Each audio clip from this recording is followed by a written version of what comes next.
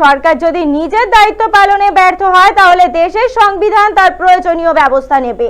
এই হুঁশিয়ারি দিয়েই রাজ্যকে সতর্ক করলেন রাজ্যপাল সিবি আনন্দ বোস। সন্দেশখালী নিয়ে ফোনে প্রতিক্রিয়া দিতে গিয়ে রাজ্যপাল নির্বাচনী হিংসা ও গুন্ডারাজ নিয়ে রাজ্য সরকারের তীব্র সমালোচনা করেন। শুনে নেব রাজ্যপাল সন্দেশখালীতে কেন্দ্রীয় তদন্তকারী সংস্থার কর্মীদের উপর আক্রমণের ঘটনার পর কি বলেছেন।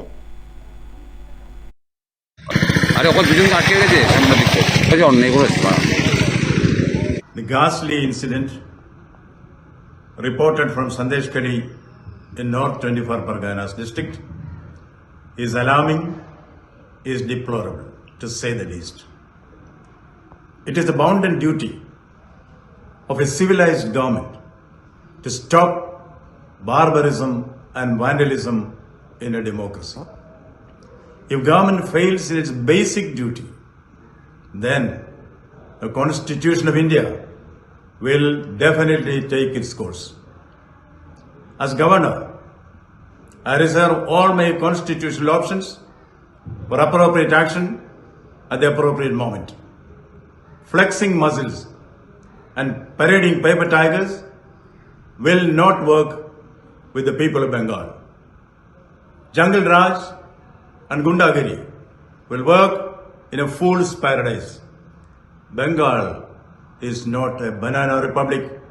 I repeat, Bengal is not a banana republic. Government should do its duty.